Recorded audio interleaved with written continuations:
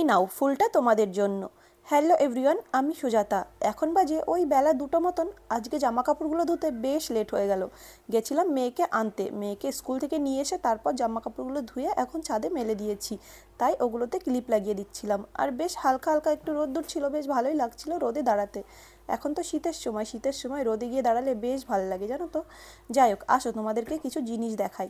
এই দেখো, আমাদের বাড়ির যে আন্টি, মানে আমি যে বাড়িতে থাকি ভাড়া, ওই বাড়ির আন্টি ছাদের উপর কিছু গাছ লাগিয়েছে, তোমাদেরকে সেটাই দেখাচ্ছি। এই দেখো, এখানে একটা টমেটো গাছ লাগিয়েছে, দেখেছো?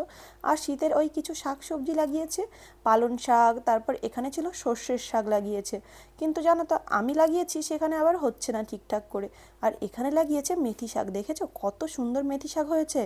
আর এদিকে একটা ফুলের গাছ লাগিয়েছে, এটা আজকেই সকালে লাগিয়েছে অবশ্য। সকালে উঠে দেখলাম আন্টি ফুলের গাছটা লাগিয়ে রেখে গেছে, কিন্তু আমার মনে হচ্ছে না ফুলের গাছটা বাঁচবে, কারণ এত বড় একটা মাটিতে বসানো ছিল, সেখান থেকে তুলে নিয়ে এসে এখানে লাগিয়েছে। জানি না কি ভাবনা চিন্তা করে এখানে লাগিয়েছে। যাই হোক, যদি গাছটা বাঁচে তাহলে তোমাদেরকে আবার দেখাবো।